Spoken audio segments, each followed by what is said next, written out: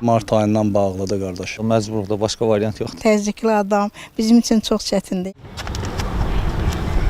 Bura paytaxtın Səbail rayonu Badamdar qəsəbəsindən 20 say yaşayış müəssisəsinə gedən yoldur. Cavidan İbrahimi küçəsi. Bəli, bu il əvvəlində şiddətli yağışlar zamanı ərazidəki sürüşmə riski nəzərə alaraq yol bağlanıb, belə beton daşlar qoyulub, avtomobillərin hərəkətinə məhdudiyyət qoyulub. Amma o vaxtdan bu yana yolun açılmaması və yaxud da ərazidə işin görülməməsi sakinlərin narazılığına səbəb olub.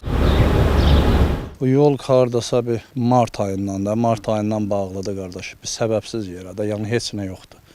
Boş-boşuna bağlayıblar, qız, gəlin, uşaq, məktəbli, hamısı əziyyət çəkir bu yolda. Sürüşmə deyirlər, ancaq sürüşmədə bir şey yoxdur. Yəni gördüyünüz kimi yolda heç nə yox, burada heç nə yox. Burası betonu qoyub bağlayıblar da. Buranı bağlayıb, hər hansı bir iş görürlərmi, görmüsünüzmü yoxsa? Yox, heç bir iş görülməyib. 3-4 ayda elə bağlanıb, elə də qalıb belə. Yəni bir iş görülmür. Burada maraqlı və diqqət çəkən məqam odur ki, yolda hərəkət var, həm də yoxdur. Bəli, beton daşlar qoyublar əraziyə. O tərəfdən və bu tərəfdən avtomobillər gəlir. Yalnız burada dayanır. Yəni təhlükə varsa, niyə hərəkət var?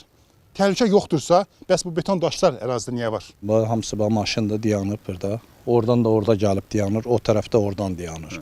Yəni bir də bu ortanı niyə bağlayıblar maraqlıdır. Yəni mart ayından bura nətər bağlanıb, belə də qalıb. Gedirəm evə günün qabağında piyada.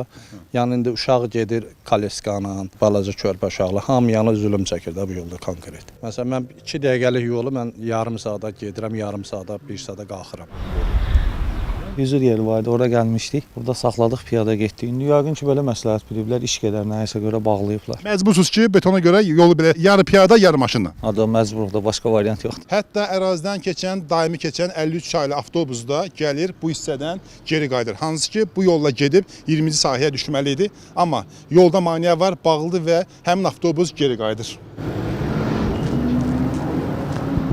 Avtobusla gəldim, avtobus tam gələ bilmədi.